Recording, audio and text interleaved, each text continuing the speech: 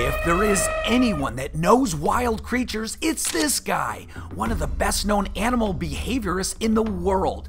If you've been to a zoo or marine park, there's a good chance he taught the trainers everything they know. His career has come with both support and criticism. One animal trainer tragedy thrust him into the spotlight. So what does he have to say about animals in captivity or the old days of animal training? And what is the future for marine parks and zoos? Should we all free our dogs and cats as we keep as pets? One-on-one with animal specialist Thad Lacinak. All right, and we're on. I kind of feel like we should start singing that old song, that Dr. Dolittle song. If he could talk with the animals, walk with the... You remember that? Yeah, I remember it. Thad, I'm excited to have you here, man. This is cool. Great to be here. Yeah. Looking forward to it. I've known about you a lot of years, and I thought it might be just kind of cool for people to understand and sort of how you describe what you do. I mean, first of all, you probably have the coolest job maybe out there. One of the coolest jobs. For people that don't know who you are, what do you do sort of on a daily basis? Well, there's kind of an evolution to this. I started as an apprentice animal trainer at Seaworld way back in 1973, when things were a lot different and training was a lot different back then. I progressed my way through Seaworld all the way up to vice president and corporate curator over all the parks, the Seaworld parks, including the Busch Gardens parks. So I was in charge of all the shows, all the training, all the animals, and I did that until I retired in 2008 from Seaworld. And now I never planned on retiring. I retired from Seaworld, but I left Seaworld in 2008 and started my own business in 2009 called Precision Behavior. And my wife and I, who was also a behaviorist, we started the business back then, and we've been going strong. We stay busier than we really need to sometimes. But basically, we consult around the world at different facilities, teaching animal people how to improve the lives of animals. It's more about the welfare that training does for the animals. When an animal's in a zoo environment, what we do is teach people to help the animals learn how to live in that environment more comfortably. That's kind of a simple explanation for what we do. But it entails using positive reinforcement and reinforcing the animals for doing the behaviors that are going to help them live in a more comfortable life. Now, you mainly began with marine animals in your career. Yes. Now, is your training now cover all species almost? Well, I started with marine mammals. Once I moved my way up through the company, and I moved up because of the way I trained animals. We started moving towards a total positive training system, and we did that with killer whales. Now, killer whales are the top predator in the ocean. Killer whales are probably the most difficult animal I ever worked with, and that's not because they're, anybody was afraid of them or anything like that. It's because they are so intelligent. The more intelligent an animal is, the harder it is to train them because they're capable of so much. So you have to really be on your toes with them. Killer whales taught me a lot about training and a lot about not using anything aversive to the animal. It really shaped me to be a person that I went out and really started understanding how positive reinforcement works. And to give you a quick idea of that is we ask the animal to do something. When they do what we want them to do, we reinforce it. So it's their choice to do it. In an aversive training system, it's the opposite. You tell them to do something, and if they don't do it, you make them do it. So it's totally the opposite. Go back to those early days at SeaWorld.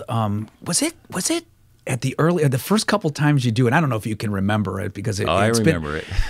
Zipping up that wetsuit or whatever you had to do back in the day. Was that kind of freaky just to even you know, the first couple times, my God, this massive creature, I'm getting in the water with him. He's black and white, and he's just looking at you. Do you remember that at all? Oh, absolutely. Because that was where I learned how to train. I didn't learn, I learned from some good trainers, but I also had some trainers that weren't that good and that were in it for the wrong reason. There's a lot of people that get in it and they're because it was cool to do and things like that. I from day one was in it because I loved animals. You know, ever since I was a kid. I had my bedroom when I was a kid had aquariums across the wall. Right. You couldn't even walk in my room and talk because of the bubbles and the noise from all the aquariums and everything else. In fact, that was what I first wanted to do, was do stuff with fish. Me too. That's weird. But then I found out about Seaworld, and I got hired as a trainer. Without any experience. I talked my way into the job, basically. Hey, you look like you could fit into the wetsuit, and they held up the wetsuit. Good. Yeah. Hire Thad. It sort of was. It sort of was that way. Perfect. And then they stuck me in front of animals and said, "Here, train this. You know, teach this." And I was always getting in trouble when I first got into training because I was always touching the animals and rubbing them down. And I was told then, you know what? You got to get the animals to respect you. Don't. You're not their buddy. You got to tell them what to do. And I always thought, tell a killer whale what to do. That didn't make any sense to me. You know, they're the top predator. You can't make them do anything they don't want to do. So we changed the whole philosophy. They put me in charge of the killer whales because I was so interested in it, and nobody else wanted to work with them because they were scary. So I ended up, and this is a short version. It was a little more complicated than that. But I ended up being in charge of the killer whales after I was only there for 3 years. And we had this one particular whale named Ramu, and that animal taught me how to train animals. But when you first got in the water, do you remember that? Just looking Absolutely. around going, holy crap. Absolutely, because we didn't get in the water. We weren't doing stuff in the water when I first started. Oh, is that right? Early on there was just... Yeah, we would stand on their back and ride around and then get off, but we never actually got in. So first time you were standing on, was it like, holy crap, I'm surfing on top? That was awesome. But the biggest thing was when we taught the animals to let us get in the water. And you know how we did it? Myself and Chuck Tompkins, who was a colleague at Seaworld of mine, he still lives in Orlando too. We're still best friends. Chuck and I started by teaching the animal to let us in the water, and we found out they like to play. They like to push us around in the water. And so we'd let them push us around in the water. And they would do things like we'd stick our feet out, and they would push our feet and push us underwater. And that's how we trained all those rides. All those rides that you saw at SeaWorld years ago where you fly off the end of the nose, that was all in playtimes, where we just let the animals push us around, and we'd reinforce them for it and rub them down because they love to be scratched. So wait a second. And So like when you guys used to push off their nose, that was just figured out from them screwing around with you guys in the water. Absolutely. And when they first did that, it must have been horrifying. Oh my God, he's pushing me. He's trying to knock me out. No, it was great. We were Really? like, oh, this is so cool. And they'd push us through the water, and we were like, oh my gosh. And then we shaped the behavior, obviously. We'd reinforce them for doing it a certain way so they wouldn't throw us out of the pool and things like that. I think that would have been good for the show. Yeah. Going to little the hard audience. on us. But we ended up with bruises and even some broken bones. Had my rib cage busted. It wasn't the killer whales being aggressive. It was mistakes we were making, and they were bumping into us. But they weigh 10,000. We weigh 180. You know, so it was hard on us. But one of the big things we learned from it was that you had to have that relationship. And when we first got in the water, we were like, they would play with us, and we'd go to get out, and they'd try to keep us in. Really? So we had to teach them to let us back out of the water, because they would be like, no, we don't want you to leave. Here, come here, come here. And they would push us in. So we had to teach them to allow us to get back out. And how we did that was we would get out, but sometimes we'd get right back in. So we'd get out, get right back in, so that the animals didn't think we were going to go away for a long time. It's amazing that they were even, even to this day, but that they're able to control their strength like that, that they knew that you are a delicate person. I mean, you're. Yeah, to a certain degree they do. Now, we did try to condition some of that. Like if they would push us too fast, we would do nothing, and then they would stop. If they got a little bit too rough, we would just stop reinforcing. But when they were calm with us and relaxed, then we would use positive reinforcement like rub downs. We'd reinforce them with food. We'd reinforce them with toys, with things they like to push around and play with. And we would give those things to them. So you have to condition some of that, especially like when they're young. Because just like young kids, just like young animals, like dogs, they get really rambunctious when they're young. So what the young killer was, when we started having babies born, we had to really teach them, because they would come up, the babies would come up and open their mouths and stick them on your arm. They'd almost use your wetsuit as a chew toy. Sometimes they would try to. So we would just pull our appendages in and wait until they stopped. We'd gently close their mouth and then give them a rub down for it. Then they learned to keep their mouth shut when they're around us, because you didn't want the killer whales, gnawing on you like a play toy or something. So you did condition, but you condition it through how you work with the animal. We would get in with the babies and rub them down and teach them, and that's how you start that relationship. And people had to have a relationship. The whales would not work for or train for somebody they didn't know. It must have been a fun time to be working at Seaworld, because you were learning so much. You were figuring out, the blueprint of how to do this correctly. But it must have been a real go in there, try things, learn, and try to figure it out. I'm blessed. I had the time of my life at Seaworld, and I think most of the trainers did. It's we were able to learn so much, and now we've transferred that to other animals at zoos. Later on at Seaworld, when I was in the early 1990s, when I was promoted to corporate curator, I got put in charge of bush gardens too. So then we started doing it with other species. I started learning how, and it's all the same. If you know how to train a killer whale, you can train a dog, you can train a dolphin, you can train an elephant, you can train anything. As long as you're using positive reinforcement, it's all the same. And let's make this clear. When you first came to Anheuser-Busch, Busch Gardens, SeaWorld, they weren't using positive reinforcement, right? Well, we at SeaWorld developed, and then Anheuser-Busch bought us back in the 80s, late 80s. And that about 4 years after that, I was already, at that time when Anheuser-Busch bought us, I was at SeaWorld San Antonio. And I was in charge of all the training at SeaWorld San Antonio. And when they bought us, they said, we need somebody that can coordinate all the parks. So they put me in charge of all 4 SeaWorlds at the time.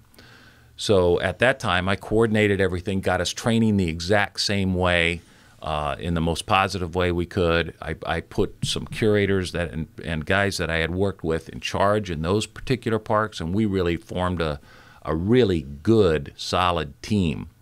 I always say I wasn't the smartest person in the world, but I was smart enough to put people smarter than me in positions that would help us do a good job. And that's what I feel I did. I felt like most leadership, that's what it takes. Put people that know how to do certain things. So I had some curators that were great at organization. I used them to organize things. I had other trainers that were just great animal people, and I put them in charge of the animal part of it. So, and then we were able to really put a team together. Well, shortly after that, Anheuser-Busch said, all right, Thad, you're doing a good job there. We want you to take over the Busch Gardens parks. We got some problems over there. And one of the first things that happened when I went to Busch Gardens was I was there looking at the elephant program. Right. And I knew they had the old style system, and the new style of training elephants was just, starting to really, really happen at zoos. And you don't have to go into great depth, but what was that old style? Just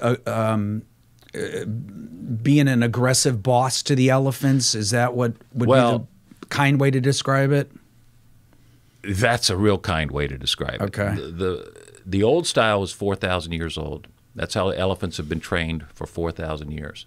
And it's basically a fear-based style of training. the animals. You tell the animal to do something, and you make them do it. And how that is done is with a tool called an ankus. It's basically a club. It can be anywhere from 2 to 3 feet long. It's got a hook with a sharp point on it, and it's got a point on the end of it. A lot of them. They're all different styles of ankus, and the animal is taught that he either does it or he gets punished. So a lot of positive punishment. What do they do with the hook? How do they? Well, the hook is used for different things, like if you want to get the elephant to open his mouth. Right. And they start when the animals are really young. Right. So that they learn this, that they have to do it when they're young. And then as they get older, they don't realize how big they are compared to a person, and they still fear this ankus, and they still fear that person.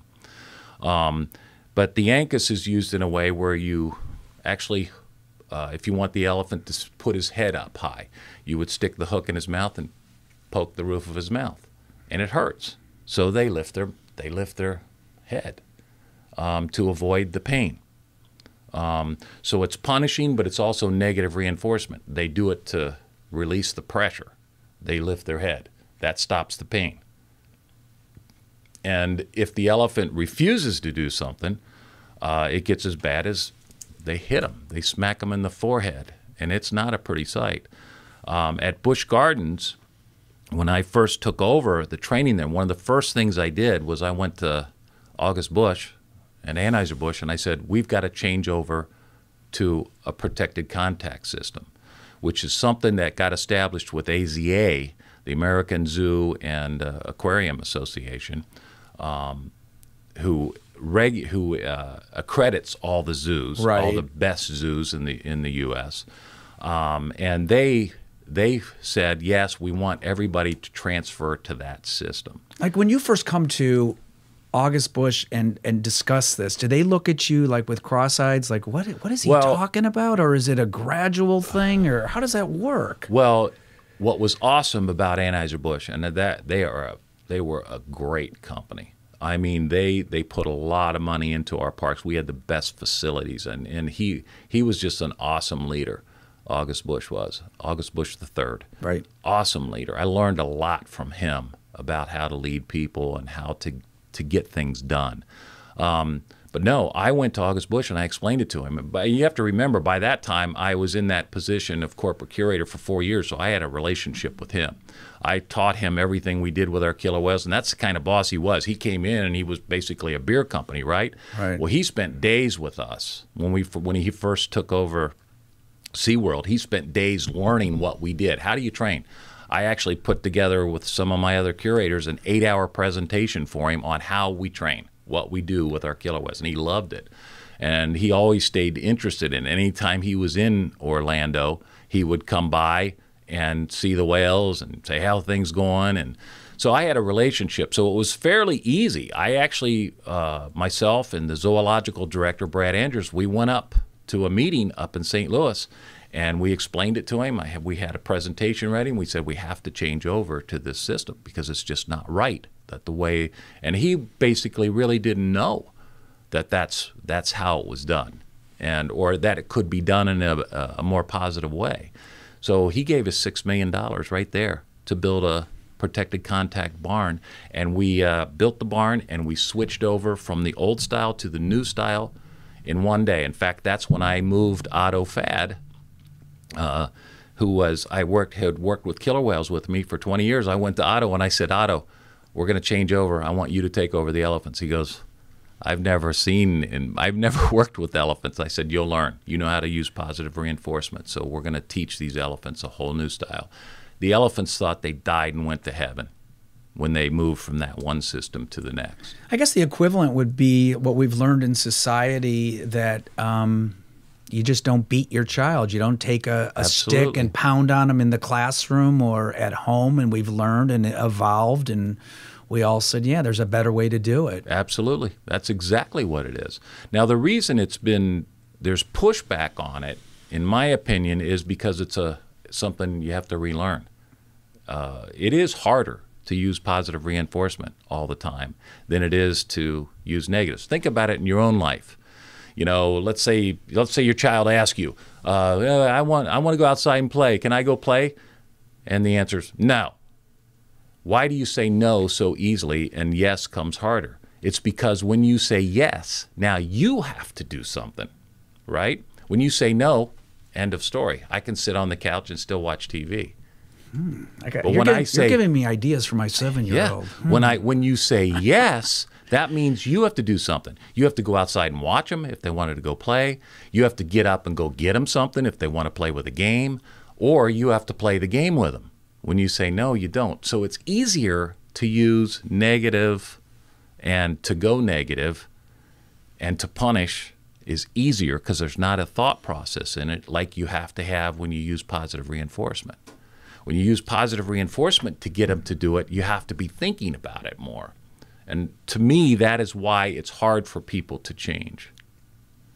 Well, and like you said, it goes back 4,000 years. It's all we know. You know, force does work with the military. It works in a lot of different aspects of life. And there are places for it. Yeah. I'm not going to say that you don't use it ever. And in certain situations, let's face it, we have to. It's sort of hard to talk a country that's wants to take your country over into not doing it using positive reinforcement, right? So I'm not saying that the military is wrong in how they approach things at all, but even the military's gotten a lot more positive with their people. Yeah, good point. It's changing, it's evolving, and it will continue to evolve. Yeah. So those early days were fun. They were good, and it seems like we've sort of learned the blueprint of what to do with these type of creatures. And has it changed much since those early days? I mean, have we even learned more since then? Oh, it's changed tremendously. It's continuing to change. And I tell new trainers all the time, I did a presentation at the ABMA, which is the Animal Behavior Management Alliance. And I did a presentation. They asked me to do a keynote presentation on the past, present, and future of animal training.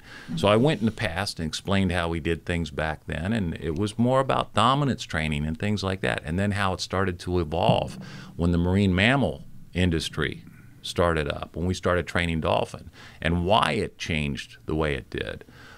With dolphin, okay, how are you going to make them do something? They're in the pool swimming around. You can't make them do it. We had to use more positive things. We had to, and that's when we started using a clicker. That's when we started to tell them, that's exactly what I want. You click the clicker, that tells them, yes, you did it correctly, now you're going to receive a reward. And all those things evolved through the years.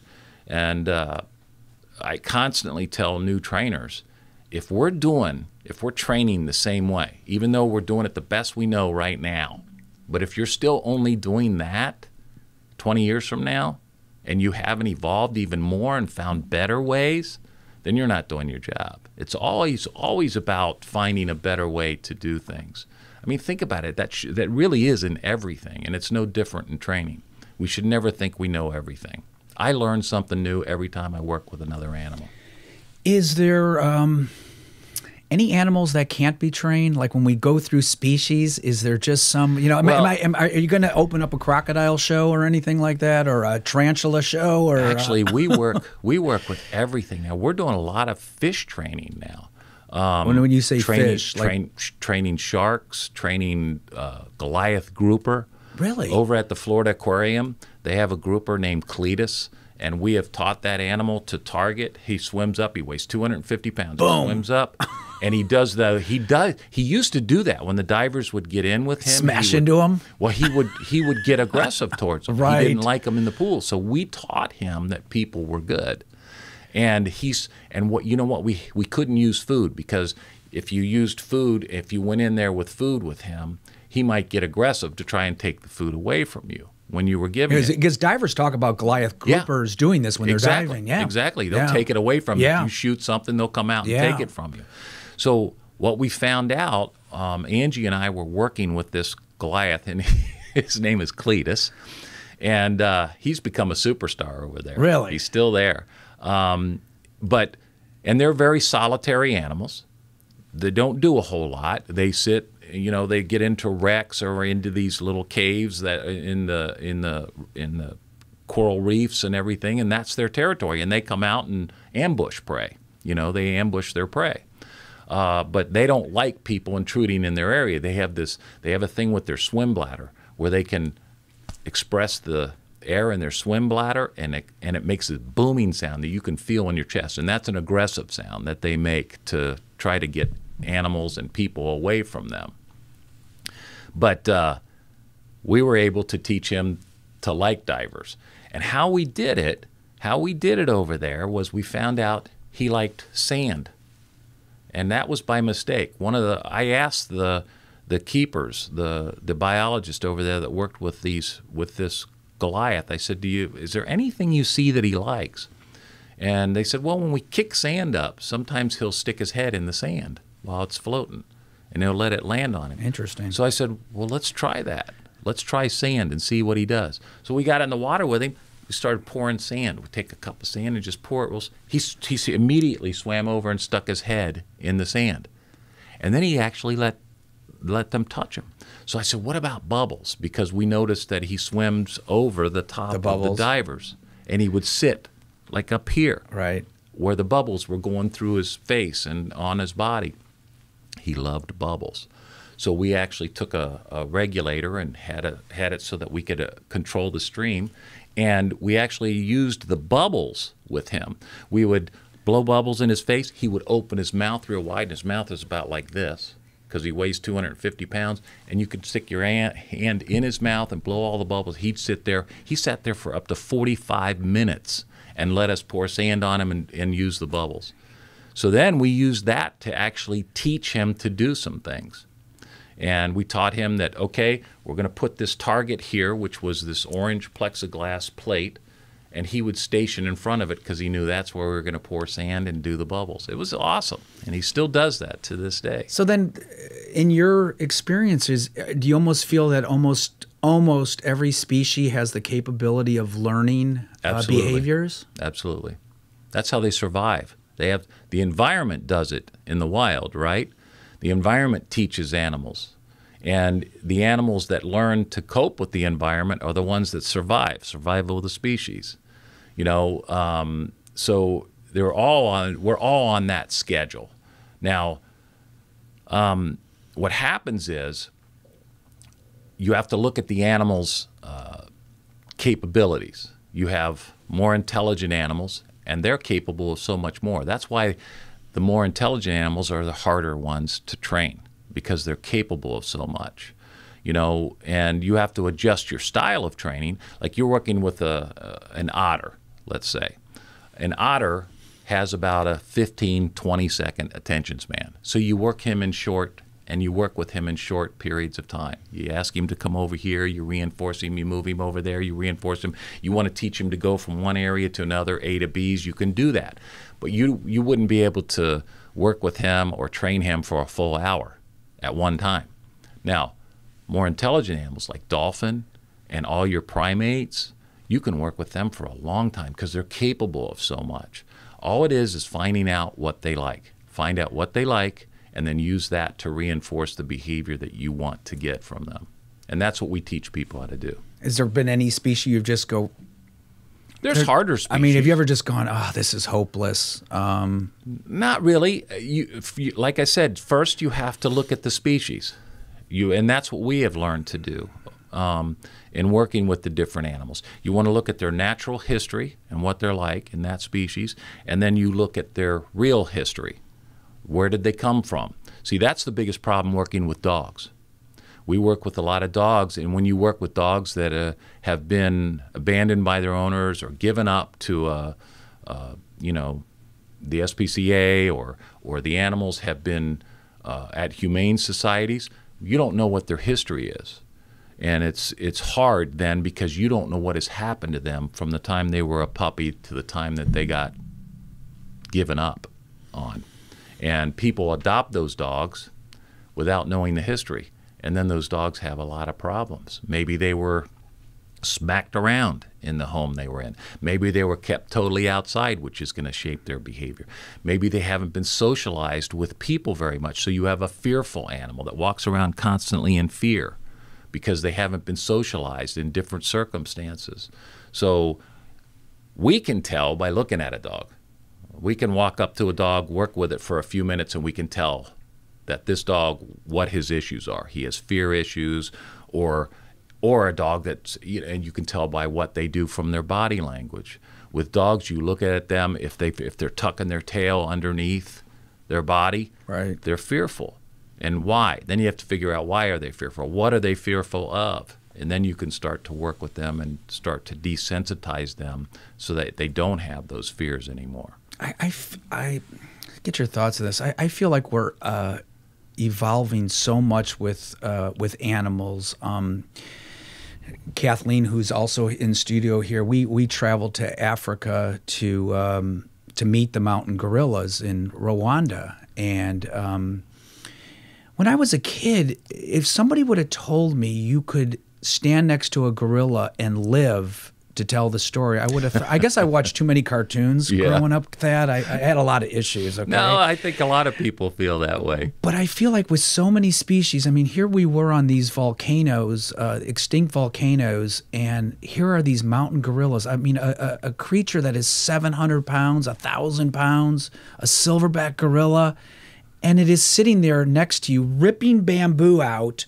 I mean, bamboo like you and I would have to sit there and saw for like an hour to get. Pull it out with one hand. I mean, and you're sitting, and he's just munching, and his youngsters are playing near you, and you just go, we have misjudged so many creatures, I feel.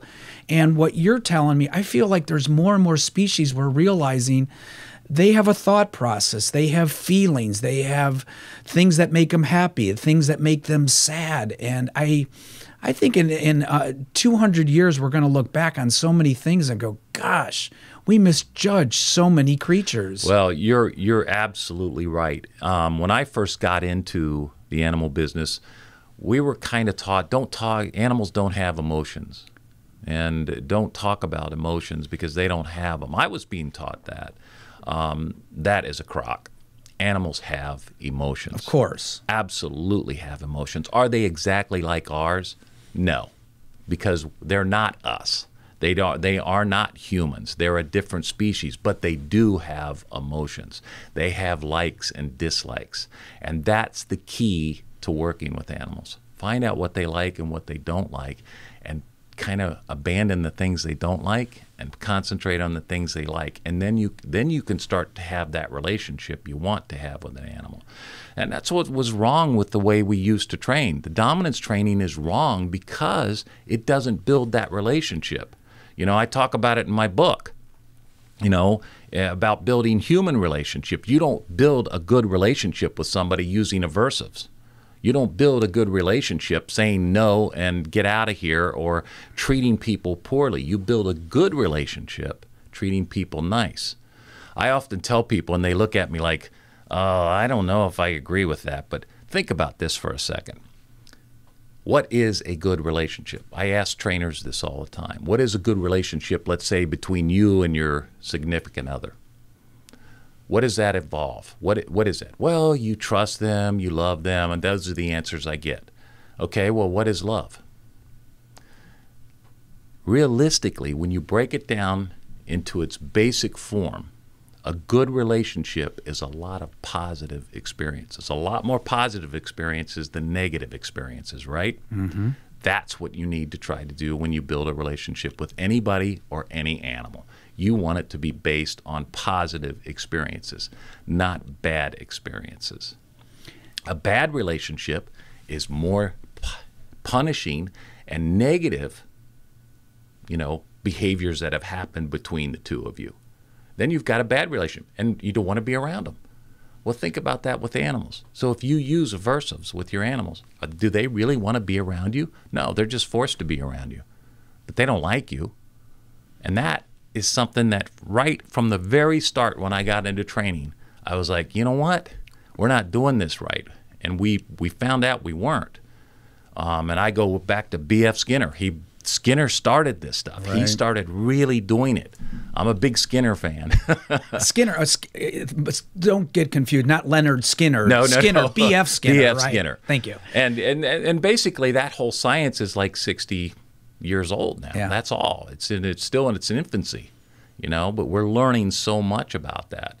But behavior is behavior. The only thing that's different is the species.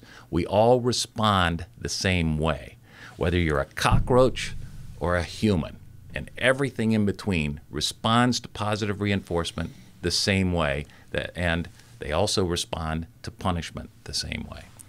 Thad, do I have to start being nice to cockroaches? Do I? Really? What do I have to do? No, I'll have to admit, I'm not that nice to them either. But I mean, really? Yeah. But they would respond. What I'm saying is they will respond to that. Well, you were mentioning in your book, and you draw a lot of parallels, and probably the genesis of your book really is what you learned from whales. Yep.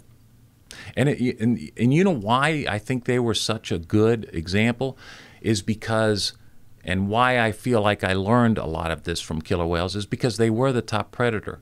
They're really not afraid of anything, and you couldn't dominate a killer whale if you tried. You can't make them do anything. We had to use the other methods. We had to use only positive reinforcement, and we had to develop a good relationship to get them to do that. And when we did, look at what we got. They were awesome with us. We had really close bonds between a killer whale and a person, which is amazing. We could swim with them, hug them, and they just loved us. What is one thing that killer whales do with their youngsters that you were able to draw from that you really go, that makes a lot of sense? Is there one particular thing? Well, the one thing that sticks out in my mind with the killer whales was when you had a good relationship with mom, with the killer whale and her baby, she trusted you with her baby. But strangers try to come up and try to touch that baby or be near, even come close to the side of the pool after that baby was born, they would come at you. So how did you in those early days in the 70s then get in the water with adult killer whales? Well, and their youngsters, because you said you did in the early days. Well, we didn't start having any born in captivity until 1986. That's when we had the first just one, and that was a learning curve. Okay. But what we did to get in the water and develop the relationships was we just changed to a total positive system with the whales, and if they didn't want to do something, they didn't do it. We didn't. There's no way we could make them. So if they decided they didn't want to do something, then the only thing we could do, the most aversive thing that we could do if they decided they didn't want it is we'd walk away. And then we'd have to come back up and say, hey, you want to come over here? And they would come over, we'd rub them down. That was a big thing, was we found out the power of the touch. Animals love to be rubbed. They're most all animals like tactile. Me too. Like exactly. Yeah, I love that. Exactly. And we started using more of the other things besides just food. You know, food is great to use as a reinforcer. We use it with people. We can use it with people. Sorry. No, you're fine. You can use it with people, but like anything, it has a satiation point. And some animals don't eat as much as others, so food isn't as important to them. And some of that is even shaped in the animal in their younger years. An animal that's deprived of food in their younger years is always very motivated by food the rest of their life. You know, and we see that with dogs, we see that with cats, we see it with zoo animals, and the same thing would happen with dolphin. But when they have a satiation point. Sometimes they want other things, and that's the key to training. Figuring out what the other things are. Like I told you about the Goliath grouper, we couldn't use food, so we had to find other things that he liked. I gotta go see him now. I gotta go check him out.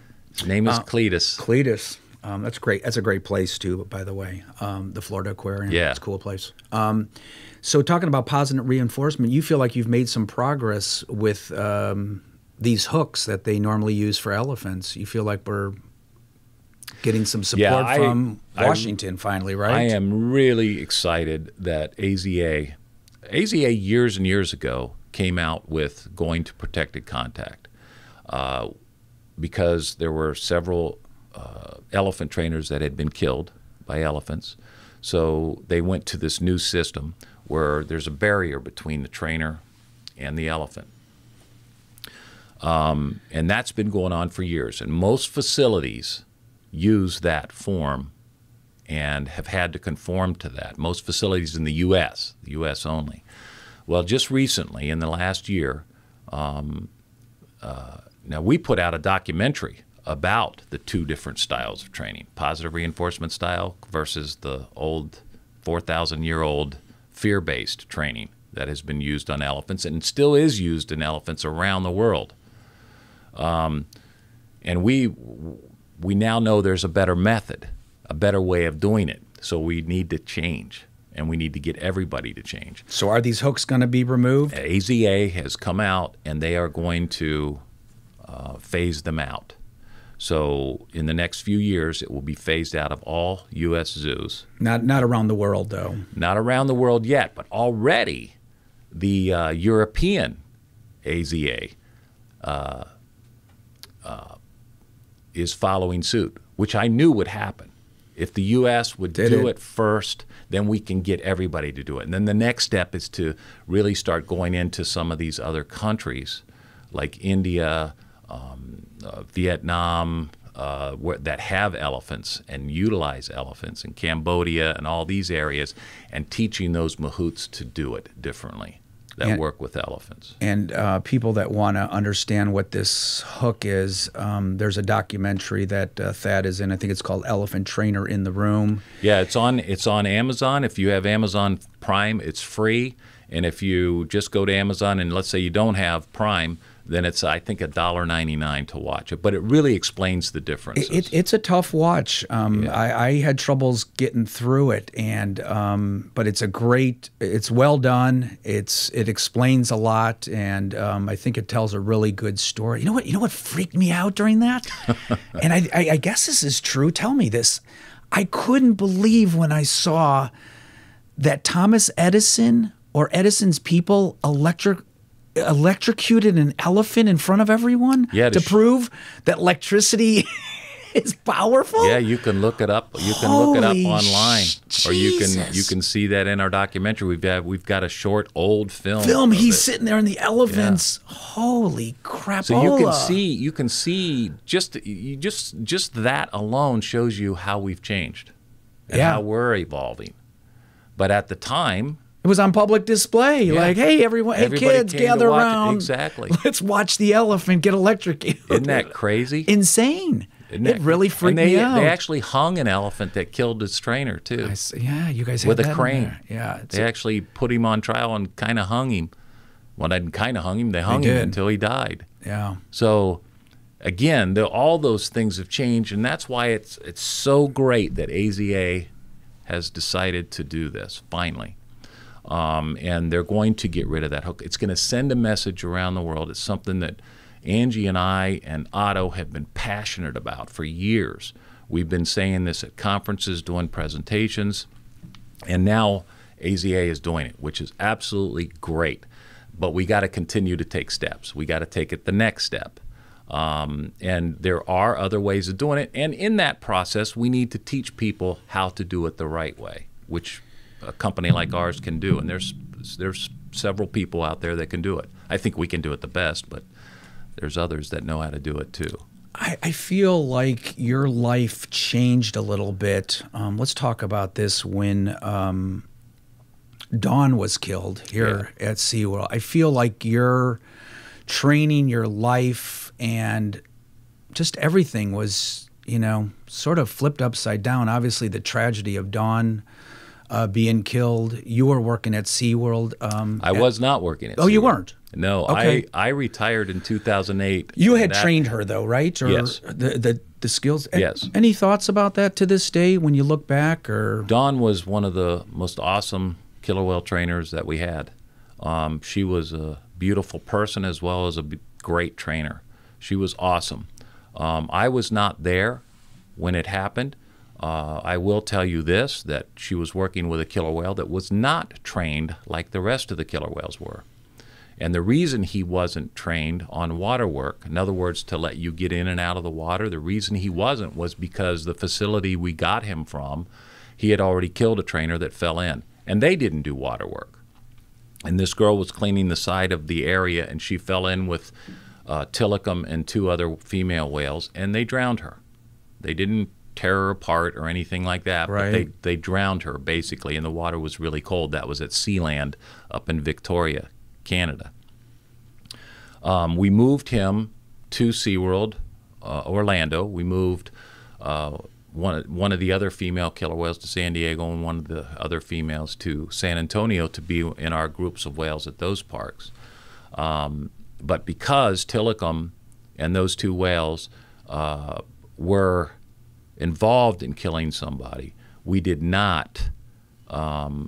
not allowed to work with him and train him to do water work, because they were afraid one of us might get hurt doing it. I even went to August Bush, and I went to the company and said, look, I'd still like to train him to do water work, because he'll be safer that way. Because if somebody falls in with him, they might not get back out. We knew that. Because he had practiced this. And he was not an aggressive whale like the media portrayed, and like a lot of the activists portrayed, that, oh, he did it because he was stir crazy, because he was... Yeah, they were rough on Tilly. I mean, they were, he was sinister, and he would look at you with one eye when he'd swim by. Which is totally, totally untrue. And I went online. I was on Larry King Live, all these shows defending SeaWorld on this. He was a whale that was not trained with people in the water. He played with Dawn to death.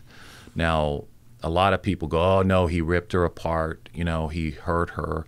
He did hurt her, but she drowned before he did any of the... Just took her down too deep? Is that took her in the water, and she couldn't get to the surface, and she drowned.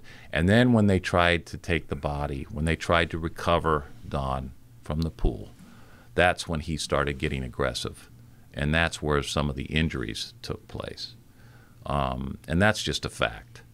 I wasn't there, but I know everybody at SeaWorld. They were there. They saw it. They knew what happened. Totally unfortunate. Dawn was a beautiful person, one of the best people you would ever know. At the time, she was growing her hair long because she was going to donate it to for cancer survivors, and her real hair.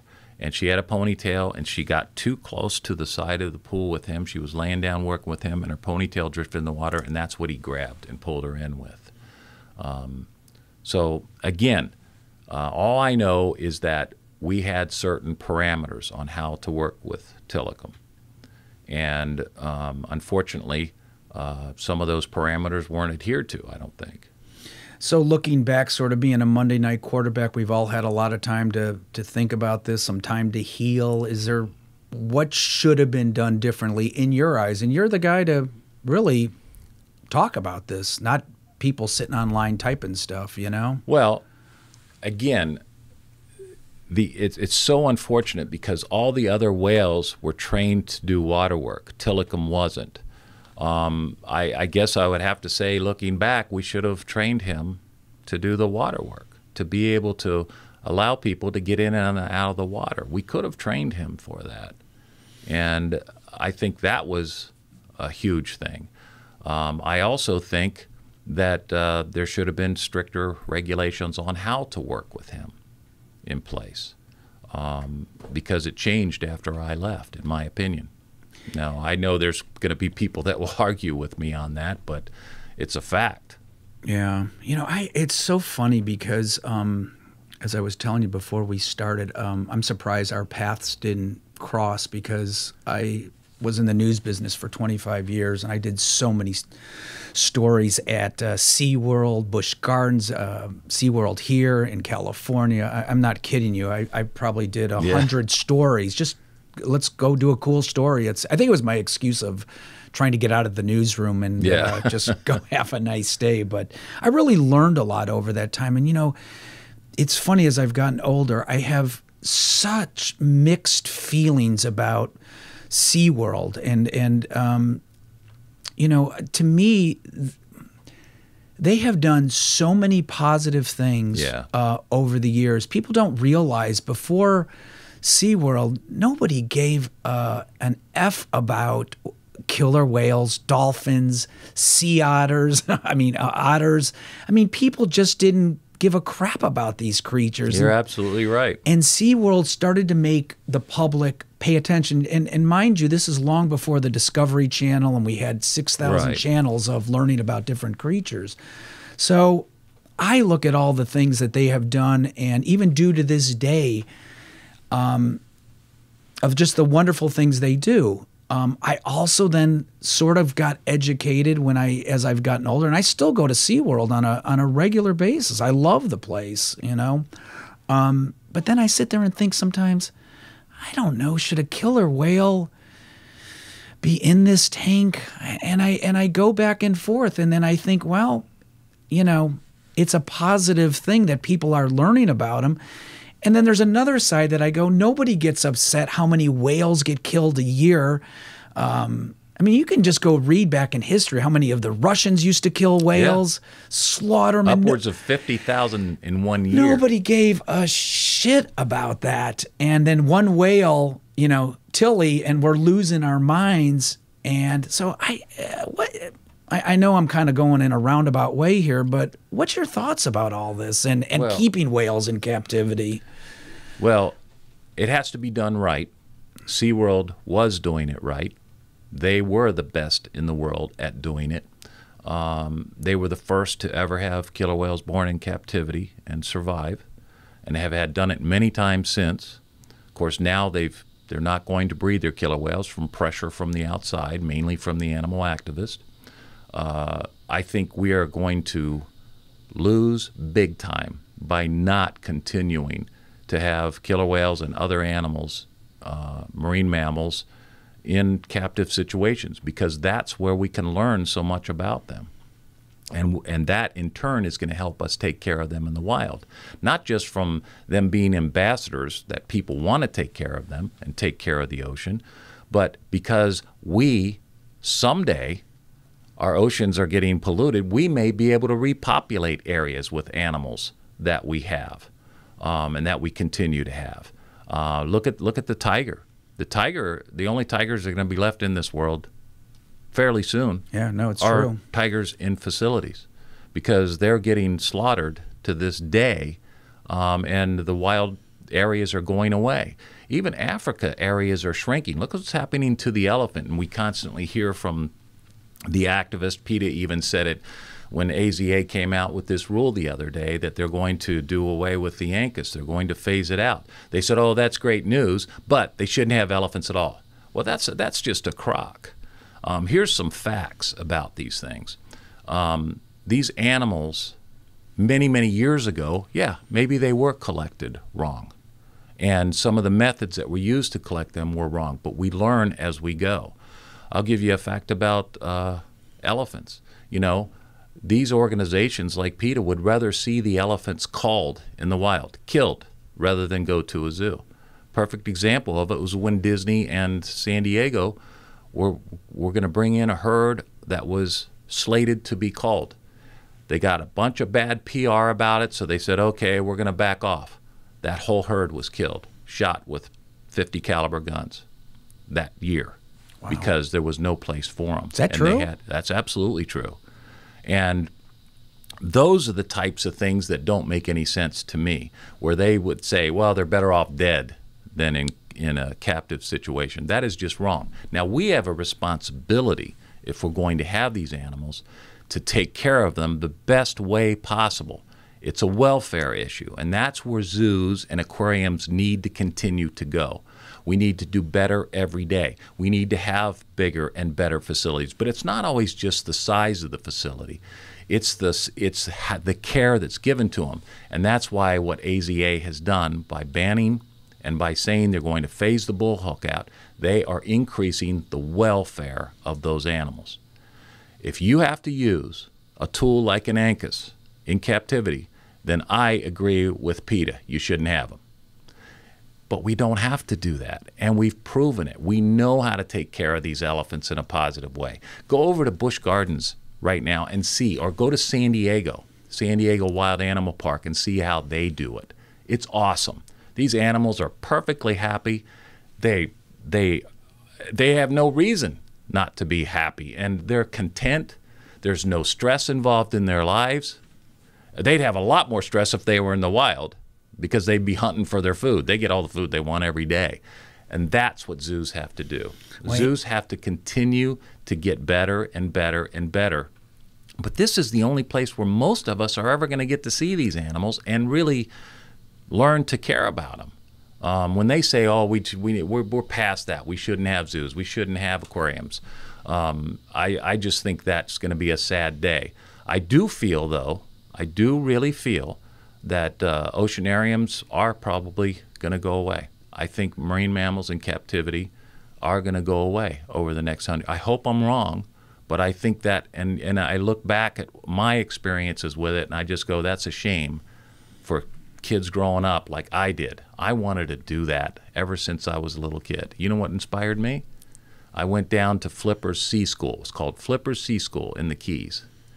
And I got in the water. I didn't even know about I would have been down there. I got in the water at Flipper's Sea School. It's now the Dolphin Research Center. Okay, They're still in business. It's called the Dolphin Research Center on Marathon Key. And that's what inspired me. And I was like 9 or 10 years old, and I wanted to do this. And when I found out Seaworld was opening up, I pushed my way in and got a job there. And I've been doing it since. I've never worked a day in my life. Yeah, well, no, and I don't, I know there's going to be people that are going to comment on this and say all animals have to be removed from captivity. Of course, they'll never release their own dogs and cats and fish they keep at their house, which I find always interesting how we're hypocritical of that. But PETA doesn't want you having them either. No.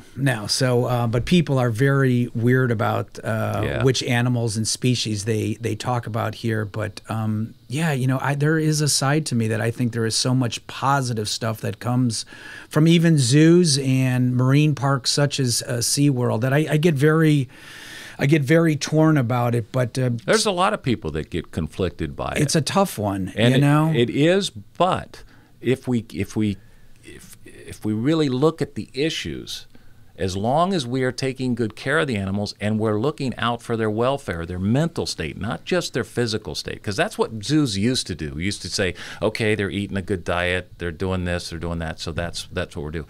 Now that's not enough. We've got to look at what mentally these animals. You don't want an animal just to be in an exhibit and lay there and do nothing. That's not what they do in the wild. You've got to give them tasks. You've got to give them things to do. And that's where training comes in. That's where enrichment comes in. That's where looking out for the whole animal, the whole welfare issue on the animal is important. And that's what we're learning to do. And that's what we teach. That's what we are brought into zoos, is to get those things going and teaching these animals. A lot of those animals now have been born in captivity. What are we going to do with them if we, you can't release those animals. Right. Now, someday we may be able to do something like that in certain areas. I think it's going to evolve. I think, you've got all this movement. Oh, well, we don't need them in captivity. That's so sad. They're in captivity, some people say. Most people feel that zoos are good. Right. Still to this day, most people feel that way. I think it's going to evolve. I think people are going to do that, but our wild is shrinking. I also think that what we do, what my company does, is going to evolve. And I think we're going to see more training and conditioning of wild animals. Right now, it's already started. They use dogs to keep elephants in line in some of the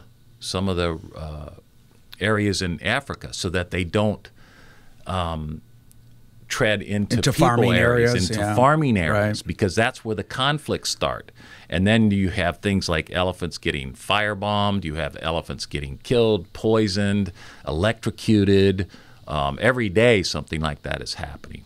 And let's face it, in the last 20 years, the elephant population has gone from 1.5 million elephants in Africa.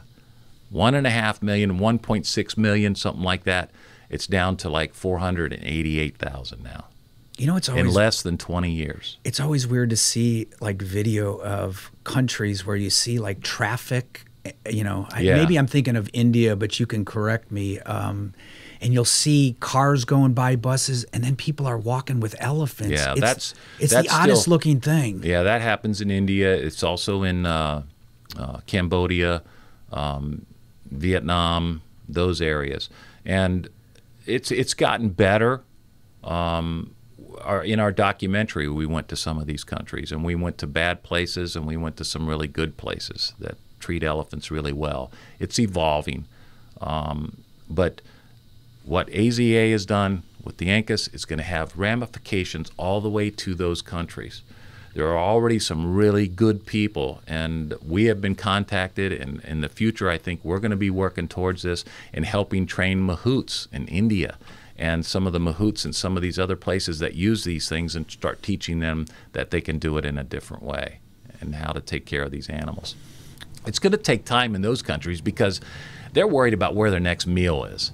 They really don't care about the elephants. The welfare issues are not big with them for animals because they're worried about their own welfare, their own survival. So it's going to take time, but it is starting. And it's maybe we'll wrap up here. It's a work in progress. We're evolving, we're learning, and you're in the middle of it, and you've learned a lot just in your lifetime. Yeah, we have, and we're going to the AZA meetings here in a couple of weeks in New Orleans, as well as the IMATA, which is the International Marine Animal Trainers Association. They're doing the conference in concert, and we're going to be speaking to a lot of people and looking at taking the next steps. It's all about the welfare of the animals, and that's what we need to worry about. And if we do that, then zoos and aquariums have a future. But if they don't do that, if they fight things like using the use of the ANCUS, and they still want to use archaic old methods in how to train, then they're going to go away. If we go into the future in the right way, then they'll be around. Thad, I love the work you do. Keep it up, man. Keep plowing through, and don't let the controversy ever stop you, because I think you guys are doing the right thing. I really do. We do too. Thanks, Randy. I really appreciate it. We're out of here.